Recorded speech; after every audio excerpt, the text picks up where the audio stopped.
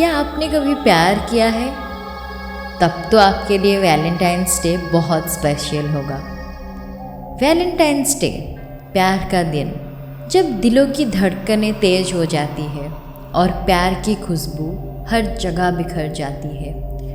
जब वैलेंटाइन का दिन आता है तो सब जगह दिलों की बातें होती है। पर आप थोड़ा सोचिए, दिलों की बातें अगर एक भूत के साथ हो रहा हो तो? विवेक का हाल ही में ही एंगेजमेंट हुआ था। वो एक बहुत अच्छा लड़का था। घर वालों ने उनके हिसाब से विवेक के लिए एक लड़की शादी के लिए तय किए थे। वो लड़की भी बहुत खूबसूरत होने के साथ साथ संस्कारी भी थी। शांत स्वभाव था, पढ़ाई खेल कूद सब में माहिर थी और ये सब विवेक को भी धीरे धीरे बहुत पसंद आने लग गया। मैरिज को अभी वक्त था। उसी बीच वैलेंटाइंस वीक आ गया तो विवेक ने सोचा, अब तो एंगेजमेंट भी हो गया है, क्यों ना इस वैलेंटाइंस डे को थोड़ा स्पेशल किया जाए। ठीक यही बात उस लड़की के दिमाग में भी था। तो जब विवेक ने एक नाइट आउट का प्लान बनाया, ये बात उसने उस लड़की के सामने छेड़ा तो वो लड़की भी फटाक से मान गई। तो इन दोनों ने मिलके वैलेंटाइन के नाइट में बाहर रुकने का प्लान बनाया। ये दोनों पूरी रात फ़ोन पे बस प्लानिंग ही करते रहे। पर विवेक को क्या पता था, उसका ये एक रात का विचार उसको पूरे अंधकार में ही खींच लेने वाली थी। उन दोनों के प्लान के हिसाब से विवेक पहले घर से जाके एक होटल बुक करने वाला था और रात के करीब 8 बजे वो लड़की वहाँ पे आने वाली थी। पर वो दोनों कौन से होटल में रुकने वाले हैं ये फिक्स नहीं था। तो प्लान के हिसाब से विवेक घर से शाम को निकल गया। वो शहर के एक बड़े से होटल में जाके रूम बुक कर रहा था ताकि उस लड़की को अच्छा लगे। ठीक उसी वक्त उसने उस लड़की को थोड़ा जल्दी आने के लिए कॉल किया, पर पता नहीं क्यों पर वो लड़की कॉल ही पिक नहीं कर रही थी। तो विवेक ने सोचा शायद वो रेडी हो रही होगी। तो विवेक ज़्यादा कुछ ना सोचते हुए रूम की चाबी लेकर रूम में चला गया। वैलेंटाइन डे के कारण रूम पहले से ही डेकोरेट था। वो रूम को और थोड़ा प्यारा बनाने के लिए विवेक ने थोड़ा बलून्स, केक, फ्लावर इन सब का अरेंजमेंट करने लग गया। उसी बीच जब विवेक का नज़र घड़ी के तरफ गया तब घड़ी में रात के 9 बज चुके थे। तो विवेक थोड़ा डिसअपॉइंटेड फील कर रहा था क्योंकि उसको वक्त से लेट आने वाली लड़कियां पसंद नहीं आती।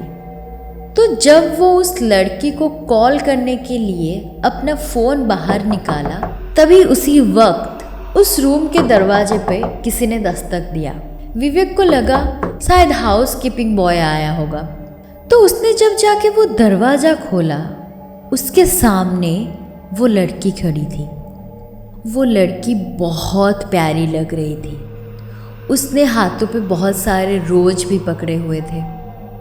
तब विवेक थोड़ा शॉक हो गया क्योंकि उसने उस होटल के बारे में उस लड़की को कुछ बताया ही नहीं था और वो लड़की फ़ोन ही नहीं पिक कर रही थी। तो वो उस होटल में कैसे आ पहुंची? ये सब बातें विवेक उस लड़की से पूछने लग गई। तो वो लड़की थोड़ा मुस्कुरा के बोलने लग गई, अरे यार चिल, मुझे पता है इस शहर में यही एक अच्छा और बड़ा होटल है और तुम यहीं आने वाले हो तो मैं यहाँ आ गई। ये तो बहुत इजी था और ये था तुम्हारा सरप्राइज। तुम्हें कैसा लगा? इतना बोलते ही उस लड़की ने विवेक को गले लगा लिया।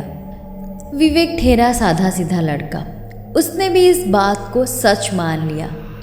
वो दोनों उस रूम में बातचीत करने लग गए। धीरे धीरे वैलेंटाइंस डे की सेलिब्रेशन हुई।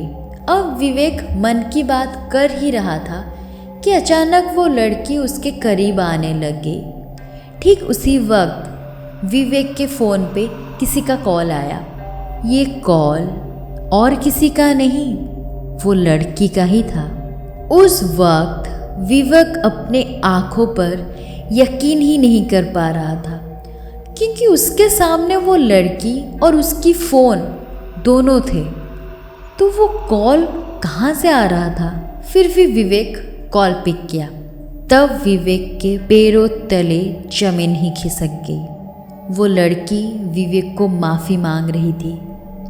उस लड़की की तबीयत खराब होने के कारण वो नहीं आ पाई थी, पर विवेक के सामने तो वो लड़की थी। उस रात के ठीक अगले दिन विवेक की लाश उसी होटल में से मिली। उसका पूरा शरीर खून से लथपथ था, पर उसके अलावा ना उस रूम में कोई था और ना विवेक के साथ ऐसा किसने किया उसका कुछ सबूत था। उस लड़की के लिए ये सब एक भयंकर सपने जैसा था।